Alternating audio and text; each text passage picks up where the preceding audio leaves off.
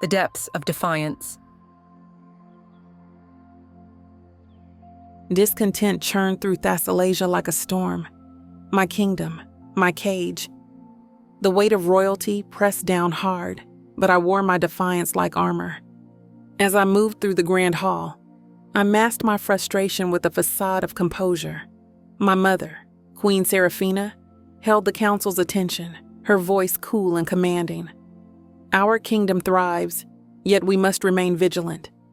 The world above the waves grows ever more tumultuous. Her words barely pierced the fog of my thoughts. My mind was already far beyond these confining walls. The glowing serpents outside the window caught my eye, their light casting an enchanting glow. They moved with a freedom I craved but couldn't reach. A soft knock snapped me back. Lyra, my loyal confidant, stood in the doorway with a respectful bow. "Princess, your presence is requested in the library. The scholars have uncovered something of interest." I seized the chance to escape my stifling duties. "Lead the way, Lyra." The library, with its ancient writings and hidden secrets, was a beacon.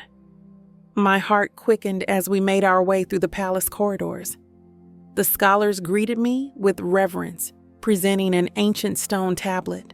My eyes widened as I read the faded inscriptions, tales of a Thessalasian explorer who ventured to the surface centuries ago. Vast forests, towering mountains, epic battles under a starry sky, a world of wonders waiting to be discovered. "Fascinating," I murmured, tracing the carvings. The explorer's tale ignited a fire within me, a burning desire for adventure and heroism. But reality hit hard when I returned to my chambers. My mother had arranged a betrothal to solidify an alliance with Tritonia. Without my consent, I was to marry Prince Calum, a nobleman renowned for his military prowess and rigid adherence to tradition. My future was sealed, my freedom stripped away. That night I sought solace in the palace gardens. The usually serene haven now felt like a prison. The explorer's stories mingled with my own dreams and the suffocating reality of my impending marriage. Shimmering palaces and vibrant coral surrounded me, but I felt trapped. As the palace quieted, I made my decision. Silent and resolute, I gathered a few essentials. Sneaking out was no easy feat. Guards patrolled the corridors, and enchanted barriers blocked unauthorized exits. I took a deep breath, heart pounding. Slipping past the guards when they were distracted, each step was a gamble. My knowledge of secret passages and hidden routes, passed down through generations, was my guide. Over the years, I had secretly trained with my advisor, honing my skills as a warrior. I mastered combat and strategy, becoming adept with various weapons. This hidden life had prepared me for the challenges ahead. The Marin people were crafty, creating marvels that harnessed the ocean's power. Among these was the Aqualis, a sleek, fin-like device that let me move through the water with incredible speed. The Aqualis, an invention of my advisor, used small crystals to store and release the ocean current's energy, propelling me forward. As I activated the Aqualis, I felt a surge of power. At one point, I nearly stumbled into a guard, but quickly pressed myself against the wall. My training kept me silent and unseen. The barriers that separated Thessalasia from the open ocean seemed less daunting as I finally reached the edge of the city, heart racing. At the city's border, I paused to take one last look at my home. The majestic underwater palaces, the glowing serpents, and the countless wonders of Thessalasia filled me with a bittersweet nostalgia. But my need for freedom and adventure pushed me forward. With a final deep breath, I activated the Aqualis and swam towards the surface, my mind set on escape. The ascent was anything but smooth.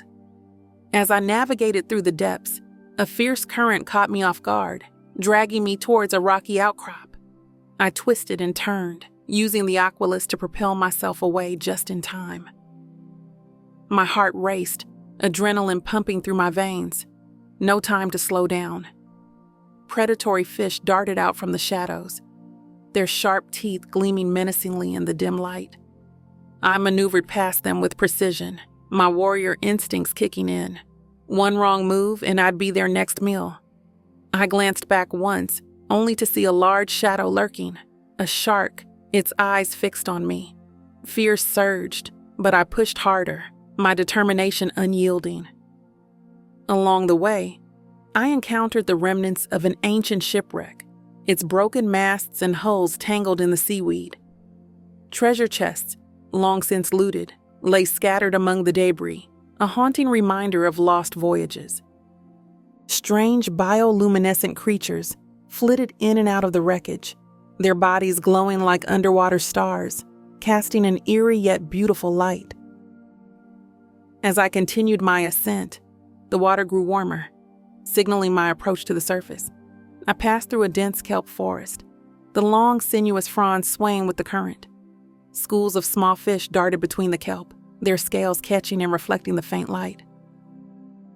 Eventually, I found myself drawn towards a formation of standing stones at the edge of an underwater plateau. These stones, inscribed with ancient symbols, surrounded a glowing portal that pulsed with a soft, inviting light. It appeared as though this plateau had once been above water, submerged by rising tides over time.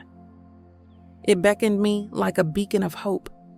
I hesitated only for a moment before swimming through, the light enveloping me and drawing me into a new realm.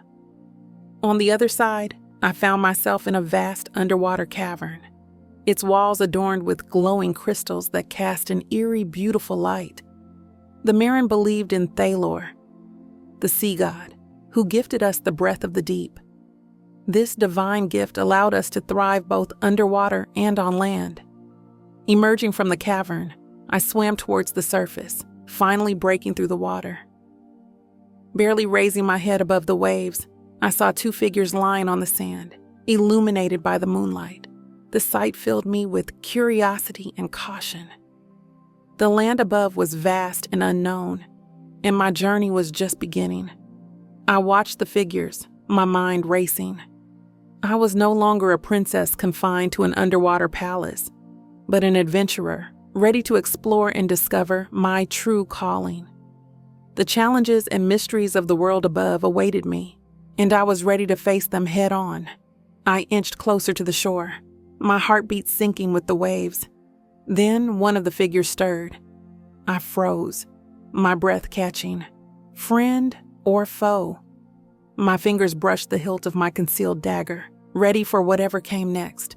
The figure rose, and our eyes met in the moonlight.